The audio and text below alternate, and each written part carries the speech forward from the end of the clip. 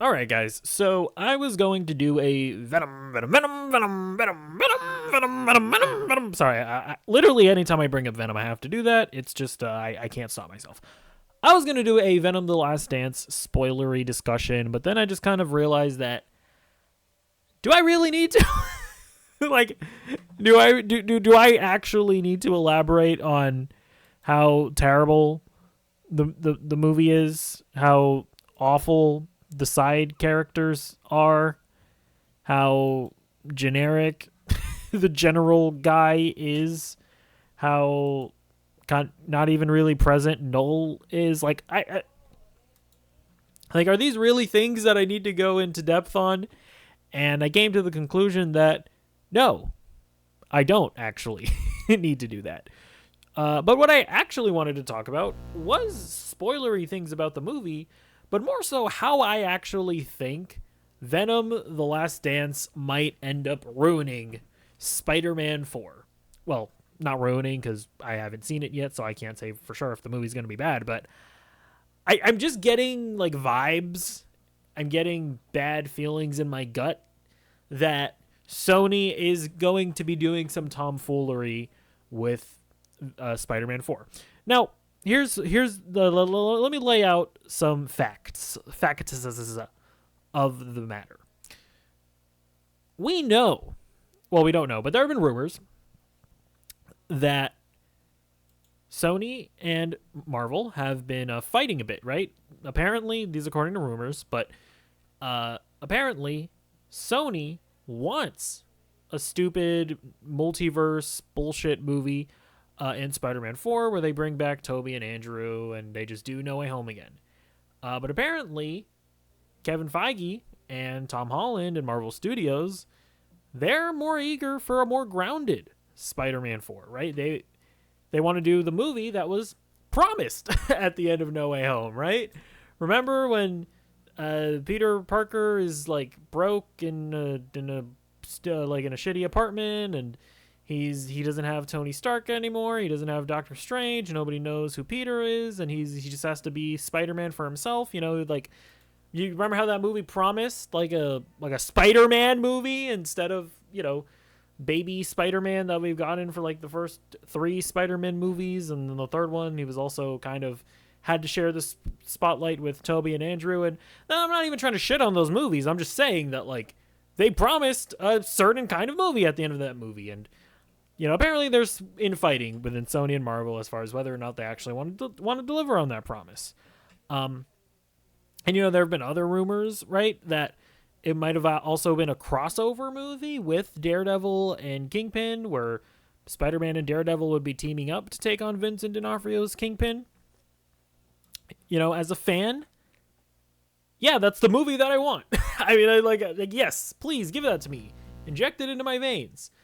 But there are just some realities that we have to get into. First of all, let's take a look at the Sony Spider-Man universe of Marvel characters, or the Spunk, as as they once called it. Venom: The Last Dance uses its villain Null in, let's just say, not really exciting nor ever present manner.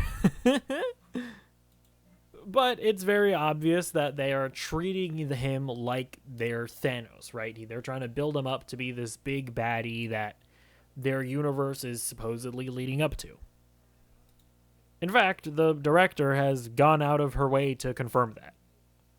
But the question that I've been asking myself is, okay, but like, who exactly is going to be fighting Noel?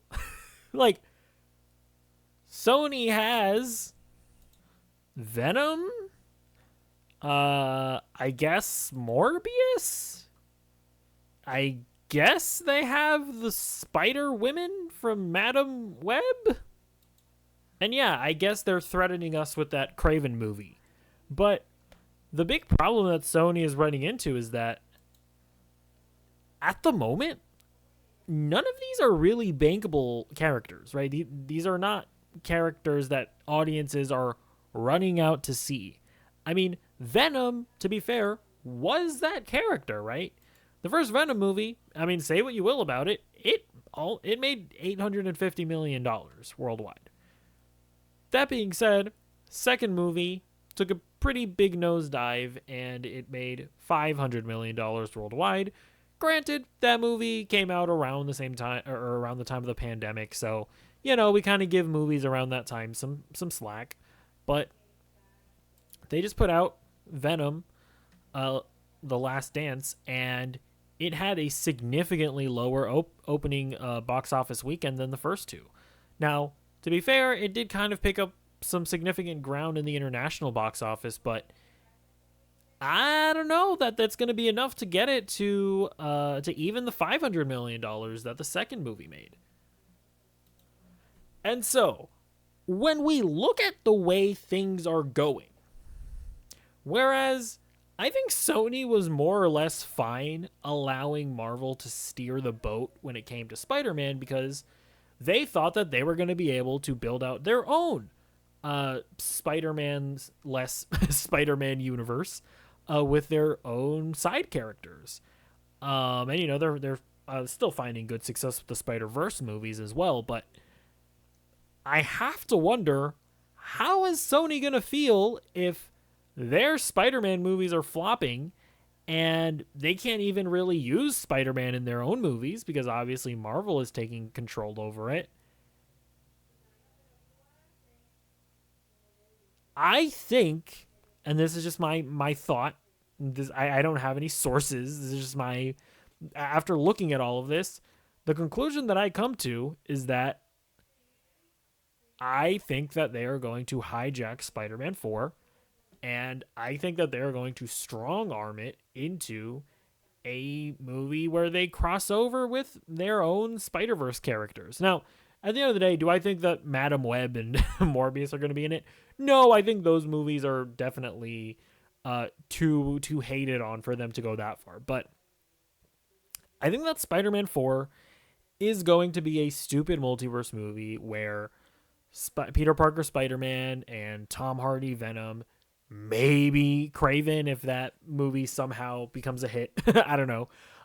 Maybe Kraven, and they might even throw in, Andrew Garfield and Tobey Maguire, and I do think that they're going to fight Null. Now, do I think that... what I'll say is that I think that instead of what happened in No Way Home, where the Spider-Man crashed into the MCU, I think that Tom Holland is going to go through a bullshit multiverse portal and appear in the spunk, right? In the Sony Spider-Man universe of Marvel characters. And I think Spider-Man 4 is going to be about him helping Tom Hardy and Venom and whatever. And by the way, I know that they killed Venom in The Last Dance, but that obviously means nothing. Like, that they could very well come back. Or Venom could very well come back and team up with Eddie again. That is just whatever.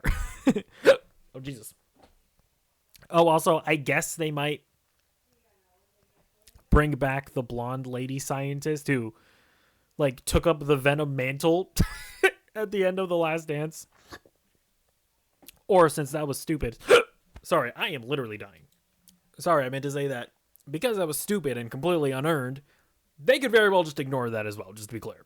But yeah, man, I just am feeling not too confident about about Spider-Man 4. Now, something that I will say is that, at the end of the day, Tom Holland is on his fourth Spider-Man movie. He is in a position where, he doesn't necessarily have to come back as Spider-Man, right? He's married to Zendaya. I'm sure they have enough money at this point to where they never have to necessarily work another day in their lives. So it is possible that Tom Holland can strong arm them back and be like, hey, I'm not coming back to doing a movie unless I want to. In fact, he recently went on a podcast where he pretty much said exactly that, right? That he's able to say no and that he's been able to put his foot down on certain things. So we'll see how that happens. But at the end of the day, Sony is in a push, they're in an emergency situation where their universe is completely flailing. They have no real bankable characters anymore. And I would not be surprised if they try to take back Spider-Man to a certain extent, right? Take control of Spider-Man 4 to build up their own shitty characters. Because, I mean, I'm like, seriously, who exactly is Null going to be fighting? There's nobody exciting that Null, their Thanos-level villain, could fight. With the exception of getting Tom Holland's Spider-Man to team up with Eddie. And throw in Andrew and Toby. So, that's my little theory. That's my film theory. Let me know what you think in the comments down below. Do you buy it? Do you think I'm a little do you think I'm a little too worried for my own good? Let me know what you think in the comments down below, and I'll see you in the next video. Goodbye.